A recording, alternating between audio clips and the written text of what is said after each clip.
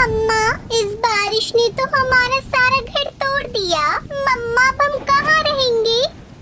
सुनहरी बेटा, चलो मैं तुम्हें तुम्हारी मौसी के घर छोड़ आती हूँ। जब घर बन जाएगा तब मैं तुम्हें वापस ले आऊंगी। तब तक तुम वहाँ रह लेना। अभी तुम बहुत छोटी हो और बारिश भी बहुत तेज हो रही है।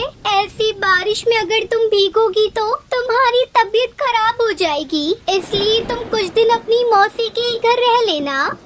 ये कहकर टुनटुनी चिड़िया अपनी बेटी को लेकर अपनी बहन के घर जाती है।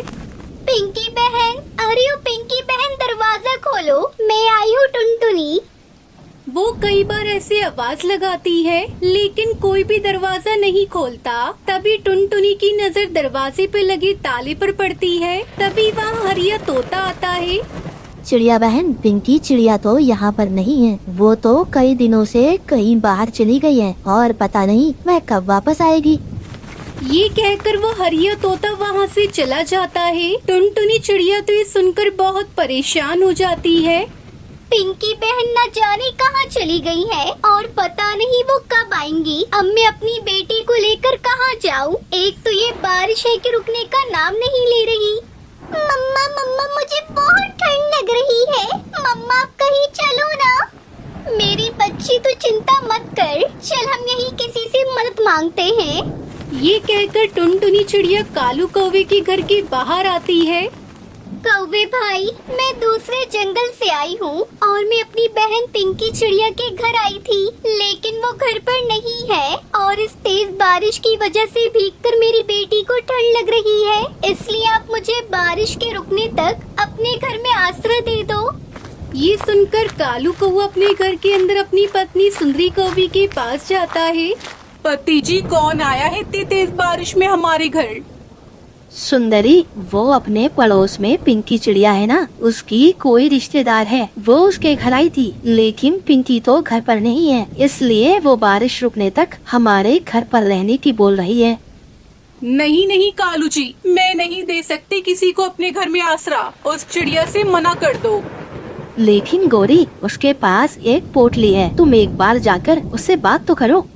क्या कहा कालू जी? उसके पास पोटली है? तुम रुको, मैं भी जाती हूँ। देखो चिड़िया, मैं अपने घर में किसी को फ्री में रहने नहीं देती। तुम अगर मेरे घर में रहोगी तो तुम्हें मुझे कुछ तो देना ही होगा। देखो कौवी, मेरी इस पोटली में अनाज है। आज इसमें से थोड़ा अनाज तुम ले लो, लेकिन मुझे अपने घर में आश्रय दे दो। ठीक है, तो फिर तुम दोनों घर के अंदर आ जाओ। फिर सुंदरी कौवी चिड़िया को एक घोंसला दे देती है और उससे कहती है, चिड़िया, तुम दोनों इस घोंसले में रहना और इस पोटली में से आधा अनाज मुझे किराए का दे दो। फिर टुनटुनी सुंदरी को उसमें से आधा अनाज दे देती है। सुंदरी कौवी वो अनाज लेकर अपने घोंसले में आ जाती है। वैसे कालू जी, कुछ भी कहो, आज तो मजा ही आ गया जो ये चिड़िया हमारे घर आ गई। हमें तो बैठे बैठे फ्री में अनाज भी मिल गया।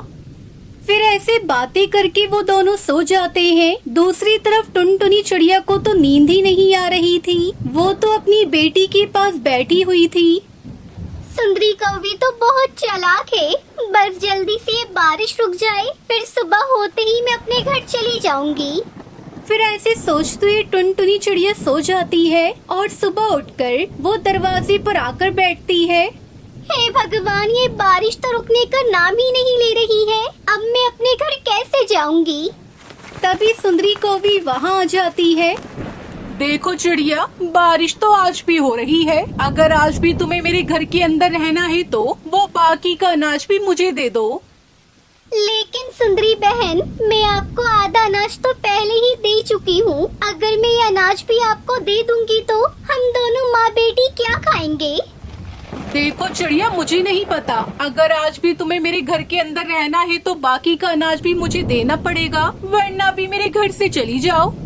सुंदरी बहन, इतनी तेज बारिश में अपनी बेटी को लेकर मैं कहाँ जाऊंगी? अब तो आपने हमारा सारा अनाज भी ले लिया, अब हम क्या खाएंगे? अरे तू तो मेरे पीछे पड़ गई है। या तो तू मुझे अनाज दे दे या मेरे घर से निकल जा।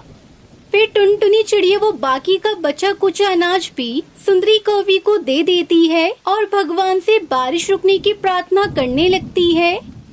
हे भगवान, कैसे भी करके इस बारिश को बंद कर दो, हमें अपने घर जाना है।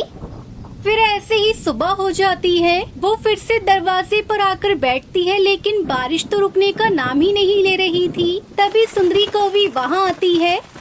सुनो टुनटुनी चिड़िया, अब तो तुम्हारे पास मुझे देने के लिए कुछ भी नहीं है, तो तुम अपनी बेटी को लो और यहाँ से निकल जाओ।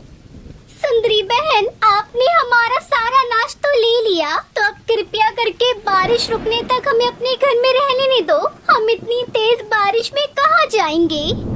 सुनो चिड़िया, मेरा घर कोई धर्मशाला थोड़ी है, इसलिए तुम मेरी बला से कहीं भी जाओ। ये कहकर सुंदरी कौवी उन दोनों को घर से बाहर निकाल देती है। टुनटुनी चिड़िया अपनी बेटी के साथ बाहर बैठी बारिश में भीग रही थी। मेरी बच्ची, तुम परेशान मत हो, मैं कुछ न कुछ रास्ता जरूर निकाल लूंगी।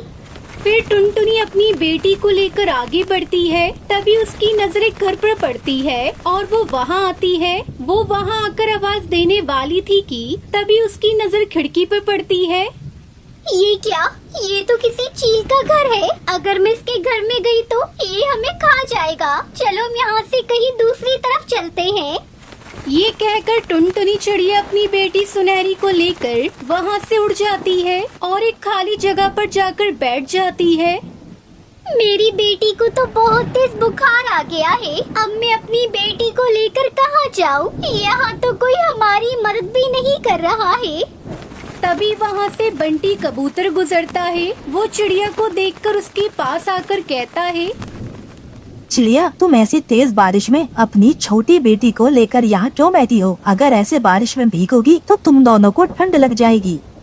कबूतर भाई, मेरी बेटी को बहुत तेज बुखार है और यहाँ पर कोई भी पक्षी हमारी मदद नहीं कर रहा। कृपया करके आप हमारी मदद कर दो।